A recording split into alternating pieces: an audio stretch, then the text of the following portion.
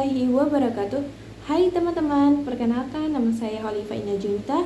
Saya dari program studi komunikasi dan penyiar Islam dengan NIM 22050156. Di sini saya akan menjelaskan apa saja perencanaan komunikasi, mulainya dari apa sih perencanaan komunikasi itu, lalu apa hal yang kita tahu tentang perencanaan komunikasi tersebut, yang munculnya perencanaan komunikasi sampai dengan apa saja masalah yang ada di dalam perencanaan komunikasi tersebut. Perencanaan komunikasi sebagai suatu proses untuk mengembangkan tujuan-tujuan perusahaan yang mencakup pada penempatan tujuan. Sedangkan perencanaan komunikasi adalah perataan tulis mengenai serangkaian tindakan tentang bagaimana suatu kegiatan komunikasi harus dilakukan mencapai dengan tujuan. Communication planning. Perencanaan komunikasi memiliki sejarah yang panjang dan kompleks. Awal mula perencanaan komunikasi pertama kali dikarenakan dalam bidang pemasaran dan periklanan pada tahun 1950-an. Pada saat itu, perencanaan komunikasi berfokus pada bagaimana mengembangkan strategi komunikasi yang efektif untuk meningkatkan penjualan produk. Kebijakan komunikasi diperlakukan untuk mengatasi kompleksitas yang ditimbulkan dari kemajuan teknologi. Komunikasi, khususnya teknologi satelit, aspek global seperti ekspektasi komunikasi internasional, membuat batas negara semakin kabur, sehingga kebijakan komunikasi harus disesuaikan dengan regulasi internasional. Kebijakan komunikasi itu mencakup prinsip, aturan, dan pedoman yang membentuk sistem komunikasi dengan tujuan penyeimbangan faktor eksternal dan internal. Kebijakan ini dibangun dari filosofi, tradisi, hukum, agama, nilai-nilai masyarakat baik yang implisit maupun eksplisit.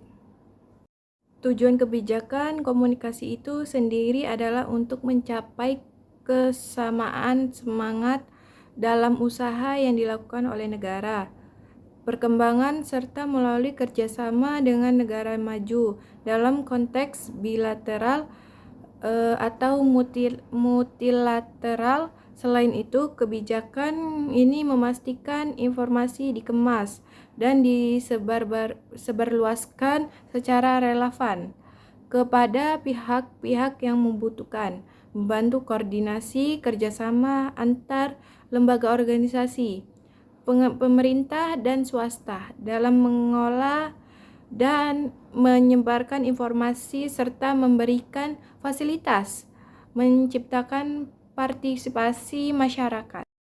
Perencanaan strategis melibatkan pengambilan keputusan tingkat eksekutif dan kepemimpinan organisasi, serta terkait dengan faktor eksternal seperti pasar, bersaing, dan tren di industri tujuan. Strategis ini melibatkan pengembangan program pelatihan jangka panjang, merancang program suksesi, dan mengidentifikasi kebutuhan kunci dalam hal kompetensi dan sumber daya manusia.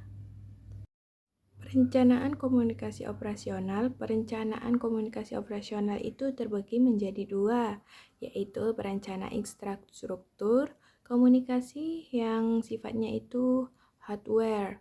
Nah, menyangkut mengenai peralatan komunikasi, nilai dari apa saja yang kita perlu perlakukan saat kita sedang berkomunikasi seperti mic di panggung atau kita ada acara-acara penting. Nah, dan sejenisnya. Yang kedua itu adalah perencanaan program komunikasi yang sifatnya itu software, mencakup pengetahuan keterampilan dalam penyusunan program komunikasi.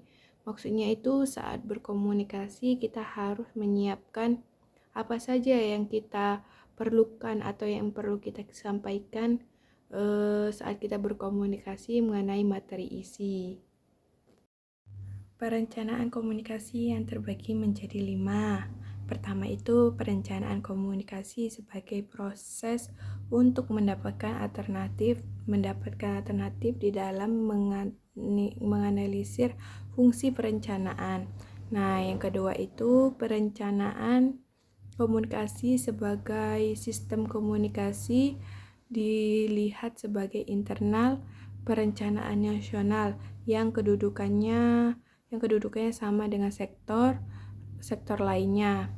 Nah, yang ketiga itu perencanaan sebagai ahli teknologi adanya perubahan teknologi yang sangat cepat dan drastis, maka membuat perencanaan komunikasi menjadi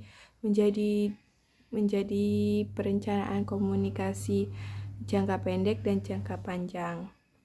Nah, yang keempat itu ada perencanaan komunikasi sebagai aktivitas ekonomi. Nah, menggunakan satu pendekatan, yaitu pendekatan ekonomi, di mana pendekatan ekonomi itu terjangkau pada keadaan kita. Dan yang kelima itu evaluasi ini digunakan sebagai cara atau langkah untuk memperbaiki. Teori pendekatan perencanaan komunikasi terbagi menjadi 4. Nah, yang pertama itu teori pembangunan, yang kedua itu sosiologi, yang ketiga itu komunikasi, yang keempat itu organisasi. Hakikat perencanaan komunikasi terbagi menjadi 5. Yang pertama, perencanaan komunikasi sebagai proses. Nah, yang kedua itu perencanaan komunikasi sebagai sistem. Nah, yang ketiga itu perencanaan komunikasi sebagai teknologi. Yang keempat itu perencanaan aktivitas ekonomi. Nah, yang kelima itu perencanaan evaluasi. Nah, baiklah teman-teman sekalian, itulah yang dapat saya sampaikan dan jelaskan materi tentang perencanaan komunikasi. Apapun yang saya sampaikan dapat dipahami dan kita bisa mengerti tentang perencanaan komunikasi yang efektif dan efisien. Saya Holifah Indah Junta, pamit undur diri. Wassalamualaikum warahmatullahi wabarakatuh.